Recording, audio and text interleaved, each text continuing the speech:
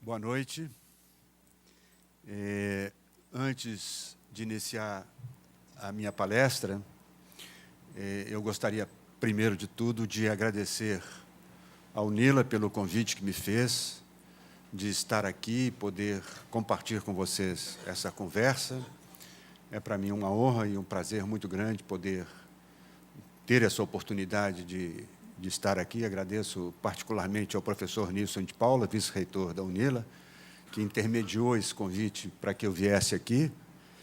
E agradeço muito a vocês por estarem aqui presentes, num dia que podiam estar fazendo uma coisa diferente, até hoje, que é quarta-feira, dia de futebol, e a gente gosta de ficar em casa e à noite, então agradeço muito a presença de vocês todos aqui.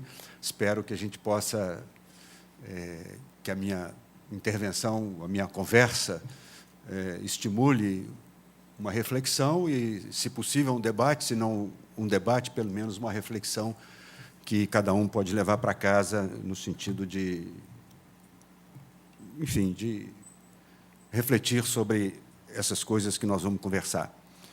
E, em segundo lugar, eu queria falar muito brevemente sobre o livro, esse livro que foi anunciado. E eu, na verdade, não anuncio porque eu vou ganhar, porque eu não ganho absolutamente nada com esse livro, nem um tostão.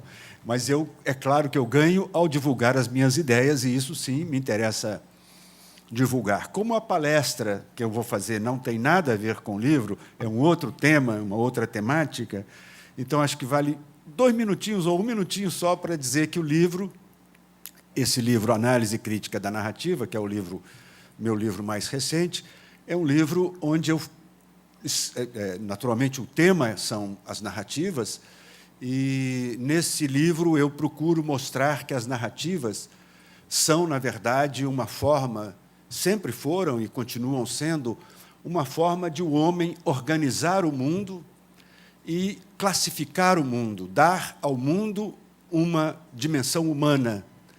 E, ao mesmo tempo, proponho no livro uma análise, que eu chamo de análise crítica da narrativa, que é uma análise que se propõe não do ponto de vista das análises tradicionais da narrativa, que eram análises de cunho estruturalista, que procuravam entender a estrutura interna e imanente das narrativas, mas uma análise que propõe chegar aos efeitos de sentido produzidas pela narrativa, no sentido de que os filósofos e os linguistas chamam de perspectiva pragmática, que é a perspectiva que aborda o tema a partir da relação entre quem narra e quem escuta, quem ouve, quem lê, enfim, aquele conto, aquele romance, aquela piada, porque as narrativas são muito mais do que os simples, são muito mais do que os contos, os romances, etc., né? Principalmente a narrativa pós-moderna, da história em quadrinho, do cinema, dos blogs, das redes sociais, enfim, narrativas que, a meu modo de ver, e divergindo de muitos autores, nunca foi tão presente em nossas vidas como hoje. Bem, então, feito esse agradecimento e esse pequeno anúncio, né, essa pequena promoção do livro, promoção não em termos comerciais, mas em termos das ideias, e aí eu me sinto mais à vontade para falar do livro, porque, é claro, se eu não falasse, as pessoas não saberiam de que exatamente que se trata o livro, embora o título seja Análise Crítica da Narrativa, já diga alguma coisa, né? Então, eu passo a falar especificamente sobre o tema. Eu não sei se vocês notaram que, entre o título anunciado e o título que está ali, houve uma pequena mudança. Na verdade, do dia que eu mandei para cá, eu resolvi colocar um ponto de interrogação, porque eu acho que, sobre esse tema, eu tenho cada vez mais dúvidas do que certezas. Então, eu vou colocar mais em termos mesmo de questões, né, de questionamentos, de indagações a respeito da temática da pesquisa em comunicação na América Latina. Eu sou jornalista, venho do jornalismo, pratiquei o jornalismo durante muitos anos da minha vida, depois ingressei na carreira universitária, me transformei em pesquisador da área, fiz o meu mestrado, doutorado, me transformei em pesquisador. Isso me deu uma inserção na atividade da comunicação, e particularmente do jornalismo, né, que me colocou muito na esteira da América Latina. Não só porque participei do grupo, fiz parte do grupo pioneiro que criou a Associação Latino-Americana de Pesquisadores da Comunicação, a ALAIC, que hoje já está no seu 20º congresso, como também eu estive, durante um bom período da minha vida, morando fora do Brasil, trabalhando com uma fundação alemã que promovia projetos de desenvolvimento na América Latina. Isso me permitiu ter contato com os pesquisadores, com estudiosos, com jornalistas, com profissionais da comunicação na América Latina, e me permitiu, então, acompanhar um pouco o desenvolvimento da pesquisa. E até porque, na minha idade, hoje, eu já posso olhar para trás e dizer, puxa vida, eu sou uma pequena parte dessa história, né, da história da pesquisa em comunicação na América Latina. Então, é sobre isso que eu quero fazer uma reflexão, fazendo uma advertência que, evidentemente, eu não vou esgotar o tema, né? Além de não dar respostas definitivas, eu vou apontar algumas coisas, mas eu não vou fazer uma definição, não vou, enfim, concluir coisas de uma forma conclusiva. Eu não vou poder fazer um mapeamento do campo da pesquisa em comunicação na América Latina, porque só no Brasil, hoje, são mais de 50 cursos de pós-graduação que estão produzindo há anos, alguns desses cursos de pós-graduação em comunicação há mais de 30 anos, estão produzindo dissertações, teses, etc., mais de 15, 20, 30 por ano. No caso da USP, são mais de, se não me engano, mais de 60 ou 80 trabalhos de pesquisa sendo publicados anualmente, e seria uma tarefa hercúlea tentar juntar tudo isso e buscar a tendência. Então, não vou fazer um percorrido, uma evolução histórica. Vou fazer algumas indagações que nos situam nessa evolução da pesquisa em comunicação. Talvez pudesse, juntando um pouco com a questão que hoje é o meu tema de pesquisa, que são as narrativas, como eu acabei de falar, tentando compreender essa evolução da pesquisa em comunicação na América Latina como uma narrativa em si própria, né? Uma narrativa, porque essa narrativa nos remete a pensar sobre o próprio conhecimento que nós produzimos. Qual é o sentido, a razão, a utilidade desse conhecimento que nós produzimos na pesquisa em comunicação na América Latina. Quando eu falo em pesquisa em comunicação, eu estou me referindo à pesquisa que tem como objeto a comunicação no sentido da comunicação de massa, da comunicação massiva, né? A comunicação, principalmente a comunicação massiva, a comunicação feita pelos jornais, pelas emissoras de rádio, televisão, enfim, pela grande mídia, e também a mídia que se opõe a essa grande mídia, a mídia alternativa, a mídia mais comunitária, etc. Enfim, esse campo que nós hoje definimos genericamente como o campo das mídias, ou o campo da mídia, né? Que, na verdade, é muito mais do que os veículos, do que os meios, do que as emissoras, etc. É, na verdade, toda uma cultura, um campo que se criou, uma cultura que nós chamamos hoje de mídia, né? Que é, na verdade, uma cultura midiática. Então, é sobre esse campo que eu estarei fazendo a minha reflexão. O que eu já disse, né, não vou fazer uma retrospectiva histórica, no sentido de ir dizendo o que cada pesquisa, o que cada momento, que cada pesquisa, cada grupo de pesquisa, cada movimento dessa pesquisa gerou tematicamente, etc., nem uma geografia disso, ou seja, um mapeamento dessa pesquisa, mas vou fazer uma indagação a respeito de... Quer dizer, isso me permite ser um pouco mais abrangente, dos paradigmas que orientaram a pesquisa em cada momento. Aí sim eu acho que a gente pode fazer uma reflexão de uma maneira mais sistemática. Entendendo como paradigma o que...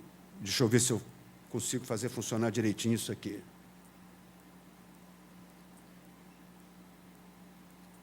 Não, desliguei. Pronto. Entendendo como paradigma, obrigado. Entendendo como paradigma esse conceito que todo mundo utiliza, que a maioria das pessoas utiliza, que é o conceito do Thomas Kuhn, nesse livro dele, As Revoluções Científicas, né? Paradigma como um modelo padrão, um modelo ou padrão científico universalmente reconhecido durante certo período de tempo, que fornece soluções modelares para uma comunidade de praticantes da ciência e indica também uma constelação de crenças, valores, procedimentos e técnicas partilhadas por essa comunidade. Portanto, é muito mais do que uma teoria, porque ele gera teorias, não é?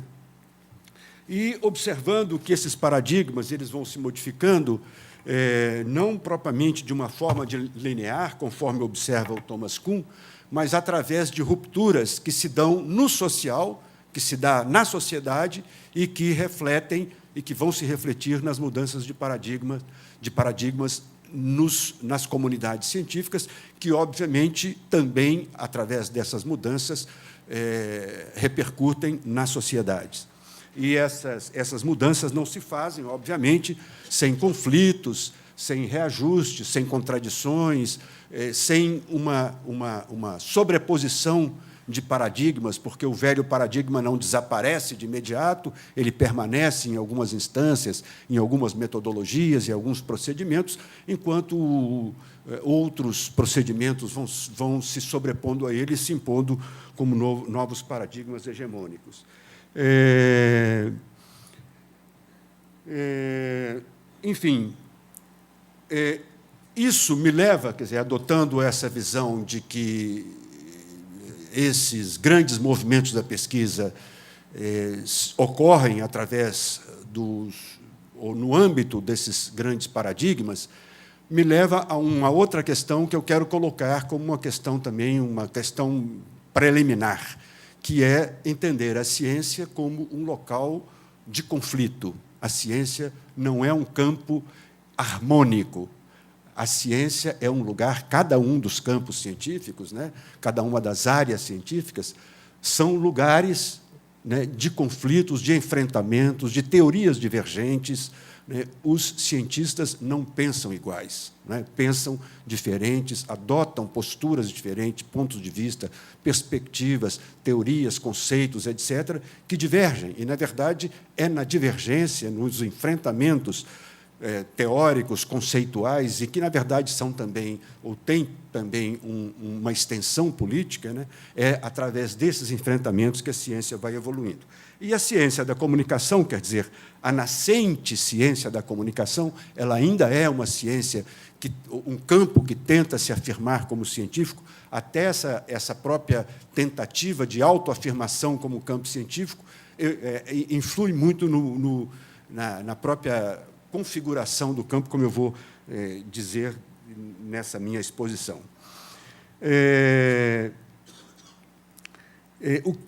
Essa questão de colocar a ciência como campo de conflito implica como pressuposto de que, na verdade, os projetos de pesquisa, qualquer projeto de pesquisa, na verdade, não é um projeto neutro, não é um projeto, não é uma pesquisa, não é uma forma de produção de conhecimento que seja em si neutro, por mais objetivo, por mais isento, por mais rigoroso, por mais imparcial que o cientista, que o pesquisador tente explicar, tente argumentar e tente se posicionar do ponto de vista epistemológico, metodológico, etc. Né? A pesquisa é sempre uma pesquisa que tem algum tipo de vínculo com uma determinada corrente de pensamento, com um determinado paradigma ou outro paradigma. Então, essa minha reflexão será mais de caráter, vamos dizer assim, ontológico, no sentido de fazer uma reflexão sobre o que cada um desses paradigmas da pesquisa em comunicação revelava em cada momento. E aí eu já começo dizendo que a pesquisa em comunicação, portanto, é uma comunicação, como eu dizia há pouco, um campo de pesquisa recente, iniciado, eu diria, na segunda metade do século passado, o que é muito recente, pouco mais de 50 anos, aí pelos anos 70, os anos 70 do século passado, e foi uma pesquisa que nasceu com uma perspectiva completamente diferente da pesquisa no mesmo campo na Europa e nos Estados Unidos. Na Europa e nos Estados Unidos, havia uma tentativa de fazer com que o campo da comunicação, as pesquisas, o conhecimento na área da comunicação, se transformasse, fosse reconhecido como ciência, na medida em que ele adotasse uma postura que era mais neutra, mais rigorosa, mais científica, mais do ponto de vista dos procedimentos, mais sistemática. E aqui na América Latina ela nasceu diferente, ela já nasceu engajada. Ela nasceu com um comprometimento muito profundo nos anos 60 e 70 com a realidade social na qual ela estava inserida, seja no Chile, na Argentina, no Brasil, no México, enfim, em vários países latino-americanos onde começaram a surgir os grupos de pesquisa. Eu citaria, assim, para quem quisesse recordar, o ILET, no México, Instituto Latino-Americano de Estudos... Me esqueci agora o nome completo do LET. Transnacionais. O ININCO, na Venezuela... Enfim, vários grupos que foram os programas de pós-graduação em comunicação aqui no Brasil. Os pioneiros foram, como sempre, o da USP, o da UFRJ e o da UNB em Brasília. Esses foram os 3 primeiros programas de pós-graduação, já há mais de 30 anos. Então, esses primeiros, o CIESPAL, no Equador, enfim, esses núcleos que foram surgindo de estudos da pesquisa em comunicação nesse período, nessa década de 80 e 70, eram pesquisas que respondiam, na verdade, àquilo que era a realidade social daquele momento. Em primeiro lugar, uma realidade politicamente submetida a governos autoritários. A ditadura, ou as ditaduras militares, quase que se generalizaram na América Latina e duraram décadas. E era nesse contexto que a pesquisa surge, no contexto de governos autoritários, de ditaduras militares, de opressão, e, na verdade, e não só a questão política, o autoritarismo político que havia se generalizado na América Latina, quase, eu poderia dizer isso sem errar muito, havia exceções, é claro, mas a maioria dos países latino-americanos enfrentou, naquele período, governos ditatoriais e alguns bastante violentos, agressivos, repressivos, autoritários no sentido de repressão, censura, mortes, etc. E esse era o contexto político naquele momento, ou seja, ausência de liberdades. E o contexto econômico e social era o contexto de uma aguda concentração de renda, de uma violenta concentração de renda, de uma falta de oportunidades, de uma carência de oportunidades sociais, de uma miséria, na verdade, uma exclusão social muito forte. E era óbvio que esse momento, essa circunstância, iria afetar a pesquisa nascente, a pesquisa em comunicação que se desenvolvia na década de 60 e 70. E além disso, por que não dizer, havia uma forte, uma grande influência da Revolução Cubana, que tinha um atrativo ideológico, um atrativo para a intelectualidade latino-americana, e esse engajamento político se refletiu muito na pesquisa que nascia naquele momento, que começava nascia naquele momento porque os meios de comunicação de massa se consolidaram nesse nosso continente um pouco antes, na primeira metade do século passado, mas se consolidaram como veículos de massa mais ou menos a partir dos anos 50. E aí nasce a pesquisa um pouco em seguida, não é? E com esse compromisso, com essa... Eu diria até que a pesquisa era uma pesquisa engajada, não no sentido da militância política, mas no sentido de ter essa questão social e essa circunstância política muito forte naquilo que os pesquisadores tomavam como ponto de partida dos seus projetos de pesquisa. E era uma pesquisa que se posicionava contra o autoritarismo, contra as ditaduras. As ditaduras eram, na verdade, o inimigo onipresente, as ditaduras estavam em todo lugar. Aqueles aqui que têm idade próximas à minha, que viveram esse momento, sabem que as ditaduras não eram só uma repressão política, era muito mais do que isso. As ditaduras estavam presentes nas nossas vidas, até nas nossas intimidades, né? Eram momentos de grande repressão política que afetavam diretamente a cada um de nós e, obviamente, afetavam aos pesquisadores da área. Então, era inevitável, eu diria, quase esse engajamento, esse enraizamento nas questões sociais, essa identidade com os movimentos sociais, ainda que movimentos sociais, naquele momento, muito mais tímido do ponto de vista da liberdade que se tem hoje, muito mais tímido do que hoje, embora também corajosos, mas, enfim, com uma cautela, né, porque a repressão era muito forte. E essa pesquisa é interessante porque o paradigma dominante em cada momento ele traz todo um vocabulário que vai junto dele. E isso é bom a gente estar sempre recordando, né? Haviam algumas palavras que hoje já estão em desuso, até palavras tipo subdesenvolvimento, né, que, claro, foram substituídos talvez por palavras mais modernas, como exclusão social, enfim, outras palavras que estão mais na moda hoje, mas que, na verdade, essas palavras eram partes das nossas pesquisas.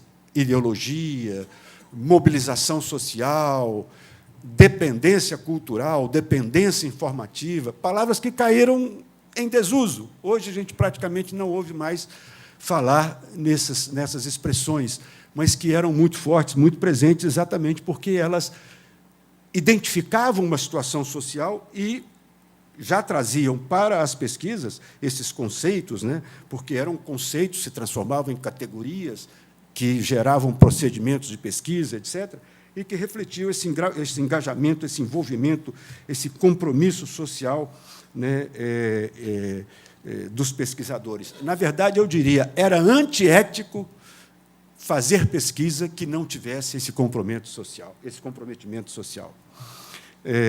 E, mais do que isso, eu diria até que a pesquisa era, em si mesma, um instrumento político. Eu vou falar um pouquinho disso mais adiante.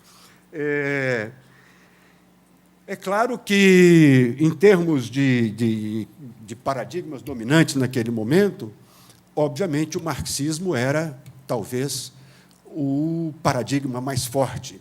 E não era só porque o marxismo vinha com a Revolução Cubana, com os movimentos da resistência à ditadura, etc., mas é que o marxismo, enquanto método, né, permitia que a pesquisa tivesse um posicionamento mais crítico e se posicionasse desde o início, desde um ponto de vista do desenvolvimento da pesquisa, a partir de uma perspectiva crítica.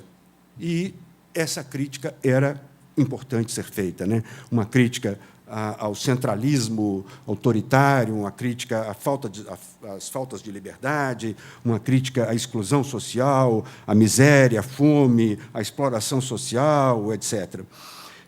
Para aqueles que são da área do jornalismo, eu recordaria dois autores importantes, um argentino, Eliseu Veron, e outro que é belga, mas que durante muitos anos residiu no Chile, que, na verdade, se identificou muito com a pesquisa da comunicação no Chile, Armando Matelar, que, durante o Matelar, no Chile, no período Allende, publicou um trabalho junto com a mulher dele, Michelle Matelar, alguns aqui devem se lembrar desse nome, ou desses estudos, publicou um estudo muito interessante denunciando a ideologia do jornal El Mercurio, no Chile. E o Eliseu Verón, na Argentina, são dois pioneiros, estou citando os dois porque são dois autores pioneiros, o Eliseu Verón sobre a chamada imprensa burguesa na Argentina. Esses dois autores foram dois autores que eu diria assim, fundadores desse movimento. Mas eles não eram, do ponto de vista das suas metodologias, dos seus procedimentos analíticos, exatamente um marxista. Eles eram até mais estruturalistas do que marxistas. Mas o estruturalismo também era, e aí, é claro, por influência francesa, a intelectualidade latino-americana da segunda metade do século passado era muito influenciada pela intelectualidade francesa. A maioria dos nossos intelectuais fazia os seus cursos de pós-graduação em Paris, e não nos Estados Unidos ou em outros lugares, não na Inglaterra, era principalmente na França, e havia, claro, uma influência francesa muito grande. E o paradigma estruturalista era muito útil para se chegar aquilo que era, talvez, o cerne da denúncia, do que se queria denunciar, do que se queria evidenciar, que era a ideologia burguesa, que era a ideologia da grande imprensa, a ideologia da grande mídia latino-americana naquele momento. Então, esses dois grandes paradigmas, o paradigma marxista e estruturalista, se é que nós podemos chamá-los de paradigmas, formavam um paradigma mais amplo, que é o paradigma crítico, que, na verdade, era o paradigma que eu acho que inspirou toda a pesquisa em comunicação na América Latina, no seu nascedouro, nos anos que eu estou situando aí, nos anos 60 e 70. Essas pesquisas e essa evolução inicial da pesquisa em comunicação geraram, essa evolução gerou, na verdade, uma série de tensões, e a pesquisa ela foi além das áreas das universidades, do setor acadêmico, da academia. Ela, na verdade, ganhou as ruas, ela, na verdade, se transformou numa questão política pública. Eu citaria alguns episódios, só para recordar, para aqueles que ou viveram ou que ouviram falar, de alguns conflitos importantes naquele momento, que envolviam diretamente a pesquisa. Por exemplo, um conflito que apareceu aí por volta dos final dos anos 70, início dos anos 80, que foi a proposta de políticas nacionais de comunicação. A proposta, nessa época de implantação de políticas nacionais de comunicação, significava uma resistência, uma contraproposta à hegemonia da grande mídia, no sentido de fazer com que houvesse uma regulamentação, principalmente no campo do rádio e da televisão, uma regulamentação para que houvesse mais espaço para a mídia comunitária, para a pequena mídia, para a mídia setorial, para a mídia regional, para a mídia comunitária. Essa proposta foi encampada pela Unesco e gerou... a Unesco nomeou estou recordando algumas coisas para a gente ir se situando. A Unesco montou uma comissão, e essa comissão, da qual faziam parte dois latino-americanos bem reconhecidos, um deles era Gabriel García Márquez, o outro era o Juan Somavia, um economista chileno, e esse relatório, depois de publicado, ganhou o nome de Relatório MacBride. Hoje, ele é mais conhecido pelo título dos livros que saíram a partir desse relatório, que, em português, o nome é Um Só Mundo, Múltiplas Vozes. Foi um posicionamento corajoso da Unesco naquele momento. O MacBride era se não me engano, dinamarquês, um jornalista, filósofo dinamarquês, e, como ele era o presidente da comissão, a comissão ganhou o nome dele. Acho que era John MacBride, se não me engano.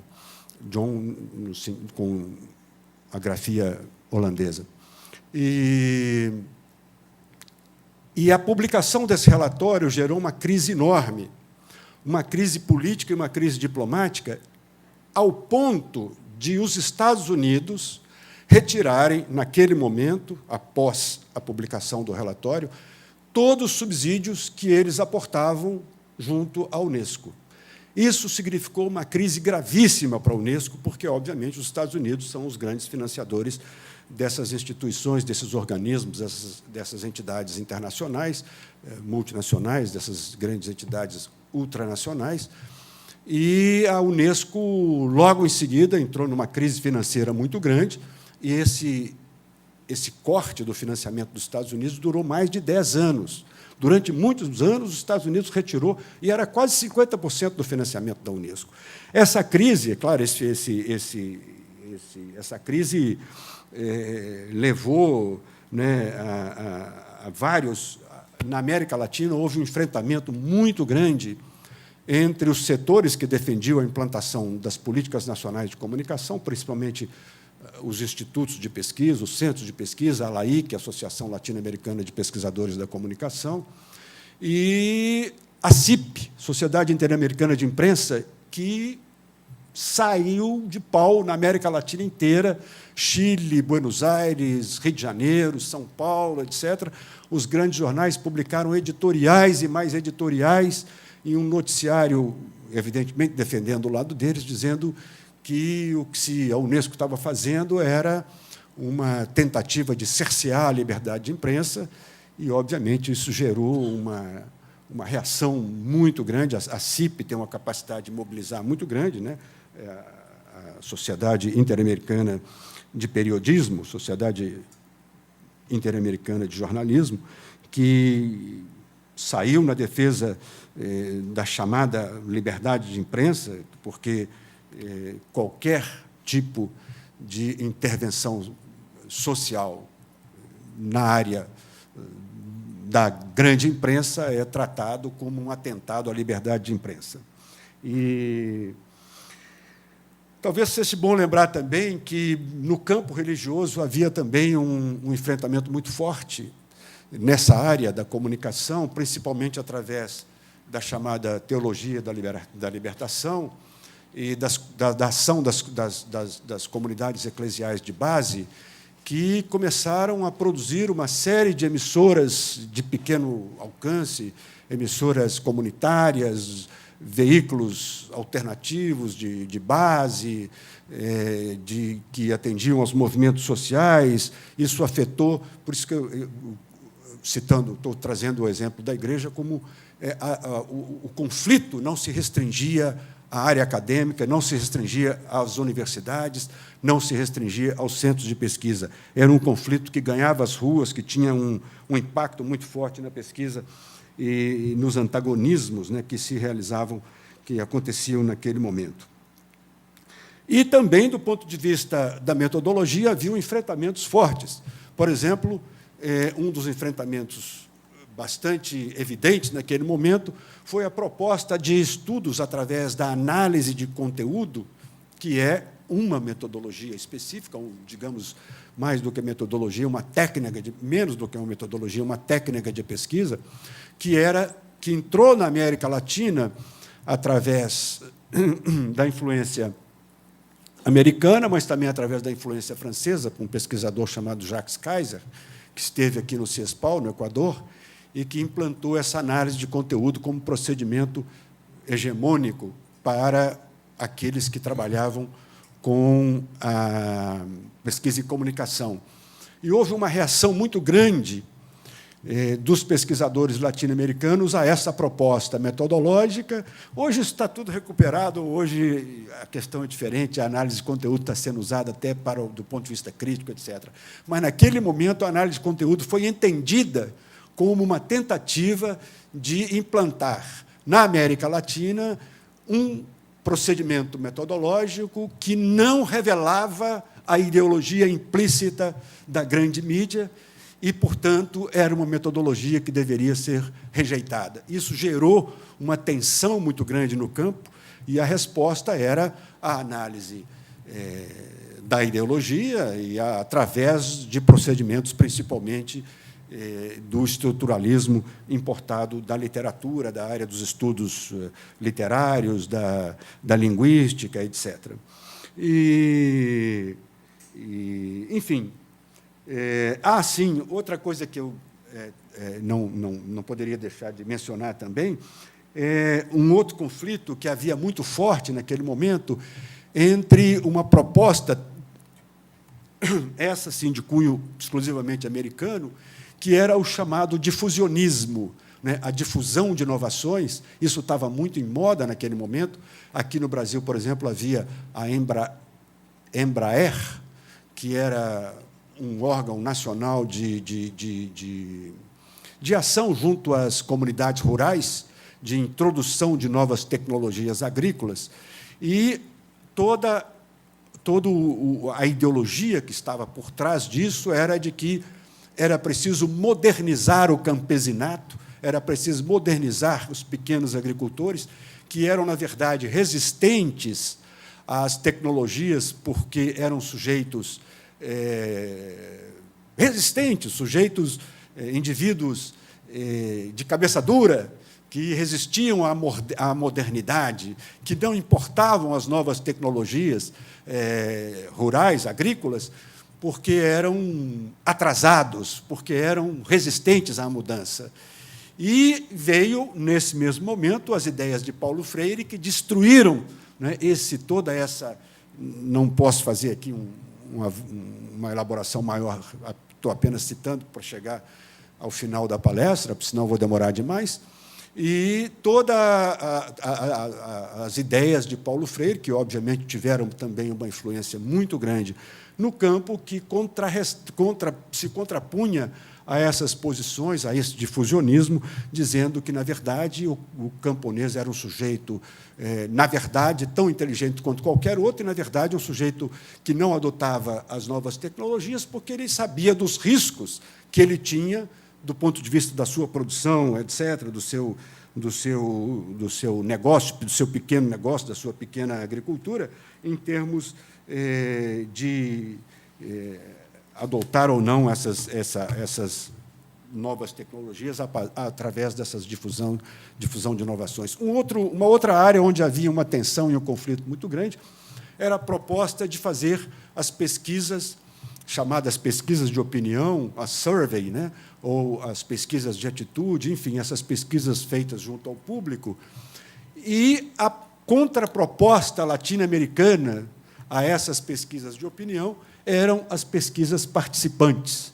Mas as pesquisas participantes aqui na América Latina não tinham o mesmo caráter que elas tinham entre os pesquisadores europeus e norte-americanos. A pesquisa participante lá significava uma pesquisa em que o sujeito pesquisador se mantinha ainda como um sujeito distante do objeto pesquisado. Ele participava no sentido de que ele entrava na comunidade e vivia a comunidade. Aqui, não.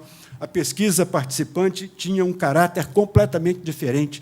A pesquisa participante aqui tinha um caráter mobilizador, era uma pesquisação, a pesquisa que fazia com que o sujeito pesquisado trabalhava ou agia em termos de autoconhecimento e produzia um conhecimento junto com o sujeito pesquisador. Portanto, era uma pesquisa em que havia uma intersubjetividade, um envolvimento do pesquisador com seu próprio objeto, os outros sujeitos, né, na criação de um conhecimento que era coproduzido pelo pesquisador e o pesquisado através de uma conscientização, de uma aquisição de uma consciência das suas condições de vida, da sua exclusão, da dependência econômica, cultural, etc. Então, é nesse sentido, né, que se consolidou e que se disseminou, e que foi, na verdade, eu creio, né, um paradigma hegemônico naquele momento entre os pesquisadores da comunicação, esse paradigma que eu chamo genericamente de paradigma crítico, através dessas opções epistemológicas do marxismo, do estruturalismo, etc., desses que eu mencionei aqui, en passant, muito rapidamente, para não me demorar demais. Então, é interessante que a pesquisa não era só um lugar de conflito, a pesquisa era o próprio conflito. A pesquisa era, com muito mais evidência do que hoje, talvez, né, um lugar de resistência, eu diria até quase um grito pela liberdade, pela emancipação, pela conscientização, pela autocompreensão das condições sociais do nosso continente frente a essas opressões, a essa ausência de liberdade, a essas injustiças sociais, enfim, a esse movimento. A pesquisa era parte do movimento social, era parte do movimento político, era parte integral dessa luta pela emancipação, pela conquista das liberdades, etc. Muito bem. Então, qual é o legado dessa pesquisa? O que ficou, né, dessa pesquisa? No final dos anos 80, ou melhor, durante os anos 90 e na virada do século, eu acho que ocorreu uma mudança, eu não sei se poderia dizer silenciosa, mas uma mudança a que talvez a gente não tenha se dado conta com a dimensão que ela tem. Houve uma mudança com o fim das ditaduras, com o processo de globalização, com a hegemonização do mercado, da chamada globalização, da internacionalização das economias latino-americanas, do envolvimento das economias latino-americanas no mercado global, etc., etc., parece que essa pesquisa participante, que essa pesquisa militante talvez seja um nome muito forte, que essa pesquisa engajada, essa pesquisa que tinha o social como um inspirador e o social como finalidade, acabou sendo varrida para baixo do tapete. Ela foi desaparecendo devagarzinho e tal, e a gente não ouviu falar mais dessa pesquisa. É claro que há exceções, é claro que há locais que ainda fazem uma pesquisa identificada com essas posturas anteriores, etc. Mas, se nós perguntarmos hoje, se nós investigarmos, se nós fizermos um levantamento das pesquisas na nossa área, eu estou me referindo à área do jornalismo, da grande mídia, pesquisa em comunicação, se nós fizermos algumas indagações hoje sobre qual o paradigma hegemônico, evidentemente, esses paradigmas que eu acabei de mencionar foram varridos para debaixo do tapete. Perdão. Eu fico colocando as coisas aqui para não esbarrar, porque eu sou meio desastrado e acabo derrubando. Eu diria assim, esse idealismo que havia no momento inicial da pesquisa, ele desapareceu. Claro que há exceções, claro que há centros que se dedicam, claro que há centros de pesquisa ainda ligados a movimentos sociais, mais diretamente, etc., etc. Claro que há exceções, mas, se nós verificarmos o grosso das teses e dissertações, que são a maior parte das pesquisas que é publicada hoje, nos 50 e tantos cursos de pós-graduação no Brasil, e mais de 100 cursos, não sei quanto, não tenho uma ideia muito precisa, talvez 150 cursos em centros de pesquisa em comunicação na América Latina hoje, eu tenho certeza de que não é esse o paradigma hegemônico mais. Não é isso, não é esse paradigma crítico que continua sendo o paradigma hegemônico. Qual é o paradigma que veio substituí-lo? Aqui, eu acho que tenho mais perguntas também do que respostas, até porque nós estamos vivendo ainda esse momento e não temos o distanciamento para poder falar dele, como nós podemos hoje falar da pesquisa da segunda metade do século passado. Aí nós já temos um distanciamento suficiente para fazer essa análise que eu fiz aqui, ainda que eu tenha feito uma análise muito rápida, pouco exaustiva, muito superficial, em razão do tempo, mas é possível já, com esse distanciamento, fazer esse levantamento com uma certa segurança. A pesquisa atual, nós já estamos vivendo e, portanto, não é fácil dizer o que é que ela tem em termos qual é o paradigma hegemônico dessa pesquisa, né? O diagnóstico seria difícil, porque há uma diversidade muito grande com essa quantidade, com essa prolixidade de cursos, de pesquisas, de conhecimento que estão sendo produzidos, etc. No entanto, eu acho que nós tivemos aí, sim, uma ruptura de paradigmas no sentido do Thomas Kuhn. Houve uma mudança de paradigma, e essa mudança de paradigma ocorreu porque a sociedade mudou, as sociedades mudaram. Houve, né, sem dúvida nenhuma, uma certa hegemonia de um modelo social, né, de um modelo econômico, que é o modelo da globalização, que não é outra coisa senão, né, a imposição de uma sociedade de mercado, de uma sociedade do consumo, de uma sociedade quer dizer, uma conquista da liberdade individual, que, na verdade, exacerbou o individualismo, e essa hegemonia desse sistema econômico acabou se transformando, acabou se refletindo na universidade, e esse idealismo das pesquisas inicial, esse idealismo acabou se interrompendo, ou varrido para debaixo do tapete, enfim. E aí cabem algumas perguntas que nós devemos fazer. O que aconteceu, de fato, em nossos países, na América Latina, que ocasionou isso? Obviamente, houve uma evolução social e econômica, um crescimento, né, na América Latina, e até uma diminuição grande da pobreza em alguns países, em alguns setores. Houve a incorporação de um setor relativamente grande de pessoas, etc., que fez com que os nossos países, né, conseguissem, de certa maneira, reduzir a desigualdade. Isso é inegável, não é? Essas conquistas democráticas, né, também, sem dúvida nenhuma, foram importantes. Nós, hoje, somos, felizmente, países muito mais livres do que éramos há algum tempo atrás. Então, tudo isso, na verdade, tem uma consequência direta ou indireta nos centros de pesquisa, nas universidades, nos pesquisadores, etc., que vão fazer com que eles mudem as suas temáticas, que mudem as suas metodologias, etc. Mas a pergunta que se coloca é que será que nós tivemos um desenvolvimento social suficiente para que nós possamos abrir mão desse envolvimento social das pesquisas? Eu estou falando da minha área, mas talvez a pergunta pudesse ser estendida para outras áreas. Será que isso, de fato, será que, em nome de uma pureza da pesquisa, será que, em nome de um rigor científico, de uma sistematização metodológica, nós podemos excluir o social como, vamos dizer assim, as impurezas da política da nossa pesquisa?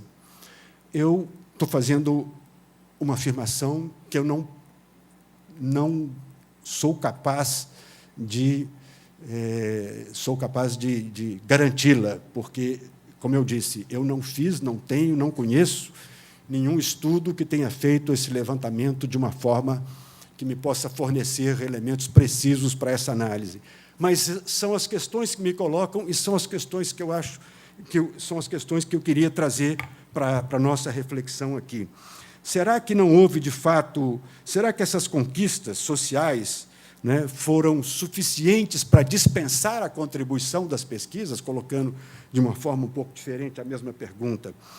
Será que as nossas teorias sociais, as nossas teorias sociológicas, as nossas teorias da comunicação alcançaram hoje um patamar de sofisticação científica que justifica, não é, justifica esse afastamento do pesquisador da realidade social e política do nosso continente?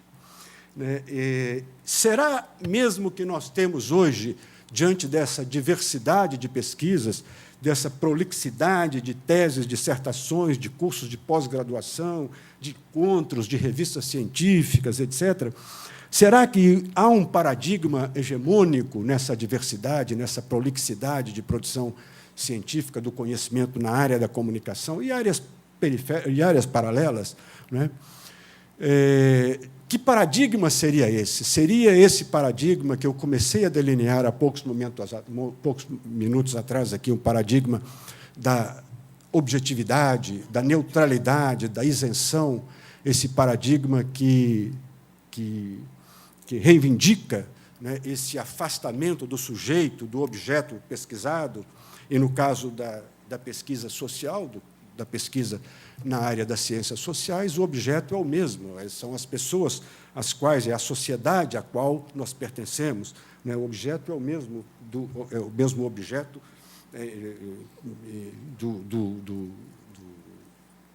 da pessoa do pesquisador. Será que esse ingresso na chamada pós-modernidade mudou a intelectualidade da América Latina. Isso, a partir dos anos 90, principalmente na entrada do novo milênio, na entrada do novo século. Será que o Anthony Giddens tem razão quando ele diz que as novas formas de vida que se instalaram com a modernidade e a pós-modernidade, ele não usa, pelo menos nos livros que eu já li, a palavra pós-modernidade, ele continua usando a palavra modernidade, até porque há um debate em torno desses temas. Será que essas novas formas de vida, e aí eu diria essas novas formas de pesquisa, que se instalaram com a modernidade, arrasaram, como ele diz, de maneira sem precedente todas as modalidades anteriores? No nosso caso, da América Latina, eu diria até que eu tenho a impressão, não sei se estou errado, que nós, na verdade, saímos da pré-modernidade para a pós-modernidade. Nós não passamos, vamos dizer, por uma etapa transitória, nós entramos no momento da globalização, dessa chamada pós-modernidade, num salto muito rápido. Há muito pouco tempo atrás, os nossos países, a massa da população dos nossos países era uma população ainda rural. A nossa migração para as cidades é uma coisa muito recente, né? O nosso processo de industrialização é muito novo. E será que, então, esse passo direto da pré-modernidade para a modernidade fez emergir, claro que as contradições sociais estão aí, mas impôs-se, né, na área acadêmica, na área principalmente das pesquisas sociais e particularmente na área na qual eu me sinto mais confortável, que é a pesquisa em comunicação, a ponto de eliminar, né, esse comprometimento social que o pesquisador tinha antes.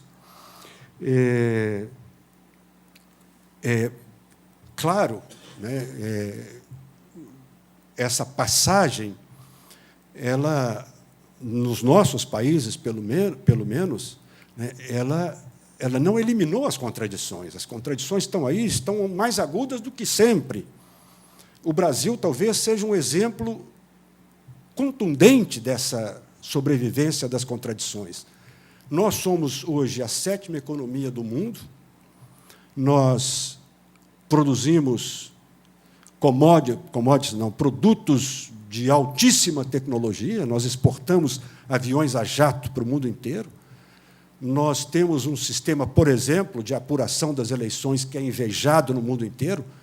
Na última eleição, na eleição da Dilma, a eleição terminou às 18h, às 20h, o país já sabia o resultado exato das eleições. Isso é fenomenal num país com a dimensão do Brasil, é uma tecnologia da maior sofisticação, né? A tecnologia do etanol, e a gente poderia seguir citando outras, né, que são orgulhos do brasileiro.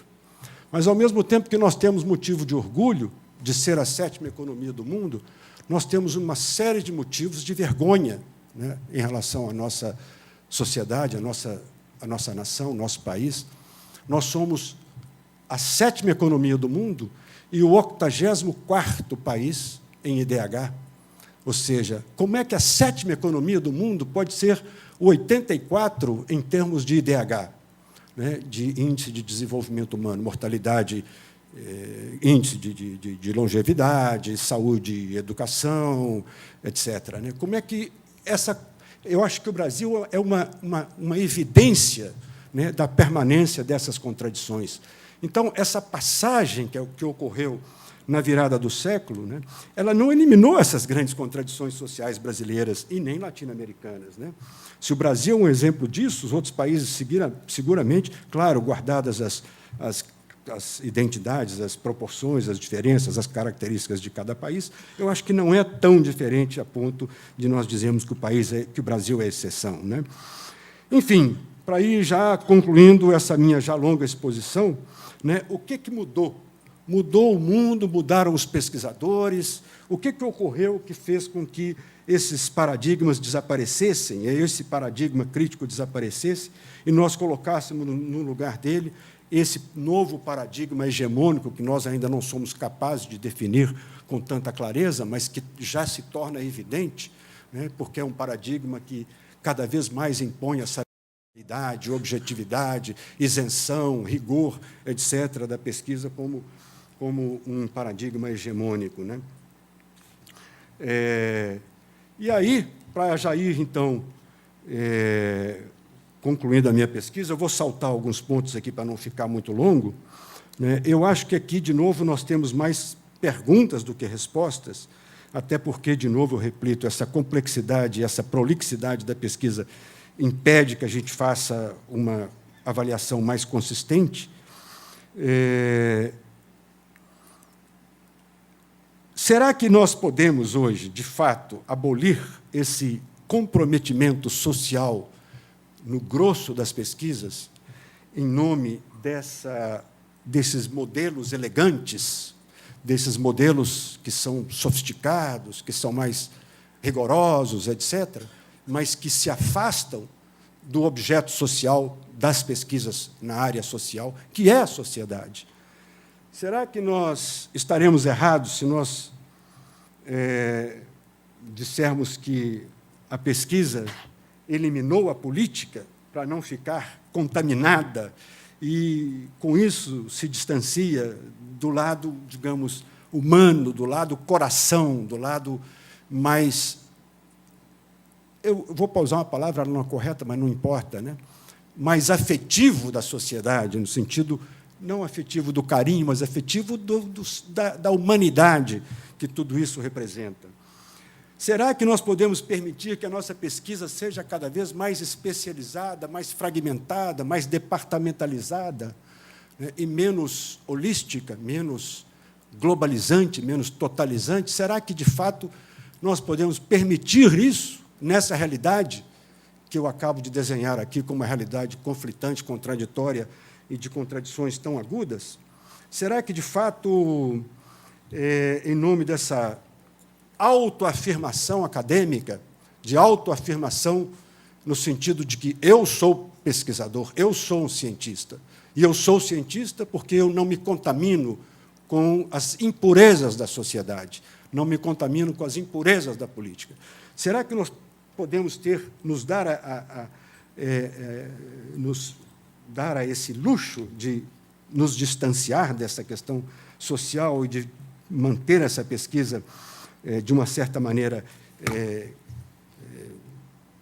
no caminho dessa pesquisa pura, pesquisa objetiva, pesquisa neutra, etc., e permitir que esse paradigma se imponha, né, como paradigma hegemônico dos centros de pesquisa? Eu cito, mais uma vez, eu estou me referindo, quando eu falo isso, estou pensando na pesquisa em comunicação, mas eu acho que o que eu falo se estende também para outras áreas sociais, a pesquisa em sociologia, antropologia, história, linguística, etc., embora cada uma delas com a sua particularidade, com a sua especialidade, etc. Mas o que eu tenho visto, o que eu tenho notado, e, mais uma vez, correndo o risco de estar cometendo alguns pecados, porque eu não tenho isso sistematizado e nem conheço nenhum estudo que tenha feito em nenhuma das outras áreas, não só da minha, mas das outras áreas, algum estudo sistemático que tenha levado a uma conclusão mais consistente da área.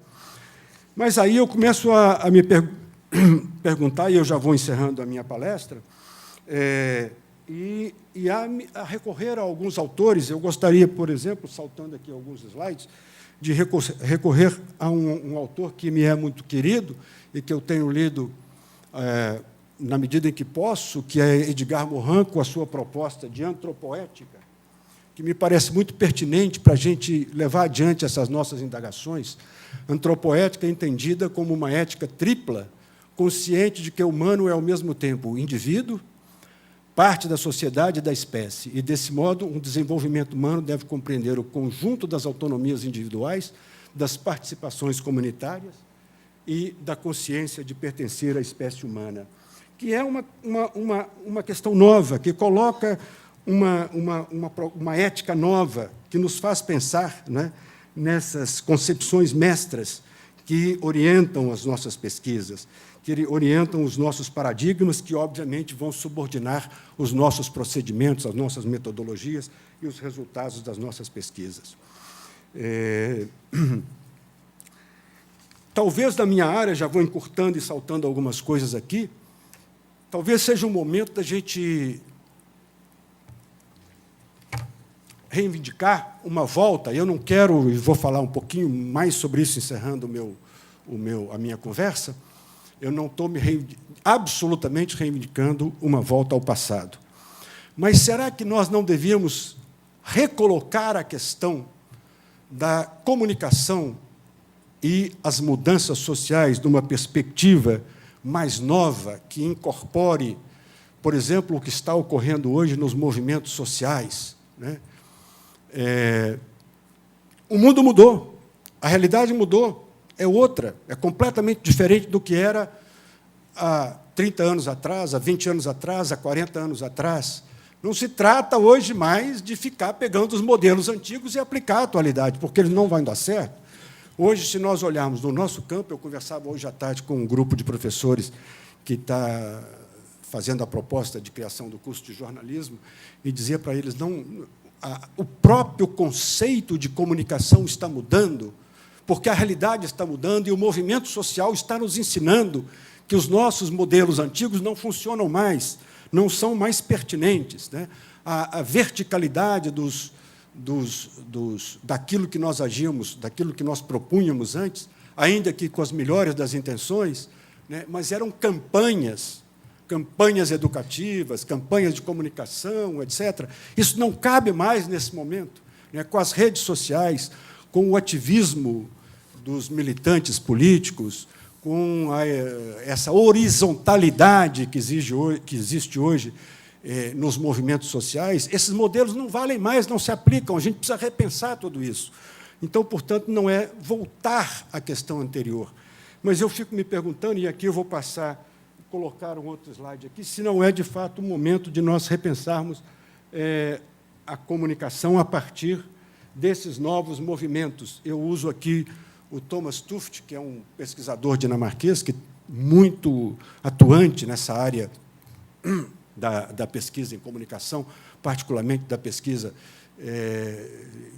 nas mudanças sociais, e ele diz os novos movimentos sociais e o avanço da tecnologia dos meios digitais reabriram o campo da comunicação para a mudança social, rumo ao potencial de processos de mudança oriundos do povo, articulando um renascimento dessa disciplina e do campo da prática, ajudando a regenerar valores e princípios fundamentais, conceituando, analisando e compreendendo o papel atual e futuro dos cidadãos e suas reivindicações para a participação nos processos de desenvolvimento mais inclusivo. Eu saltei aqui algumas coisas, e pode ser que eu tenha parecido que eu passei muito rapidamente de uma coisa para outra, mas é porque eu estou achando que estou me estendendo demais e acabo cansando vocês. Então, só para finalizar, né, não se trata de voltar ao passado, eu não reivindico de maneira saudosista, né, que a gente readapte os paradigmas antigos aos estudos do momento atual, né, até porque eu acho que hoje o pesquisador está muito mais bem preparado do que ele estava antes.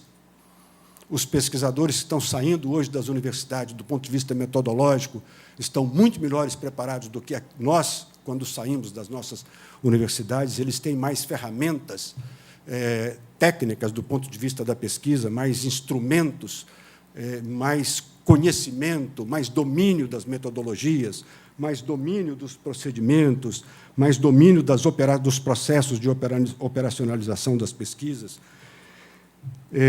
Então, não se trata de fazer com que a gente retome o movimento, ou a gente retome aquilo que foi a pesquisa no passado, não é? Eu acho que, de fato, o mundo mudou, a realidade mudou, e a pesquisa tem que mudar junto.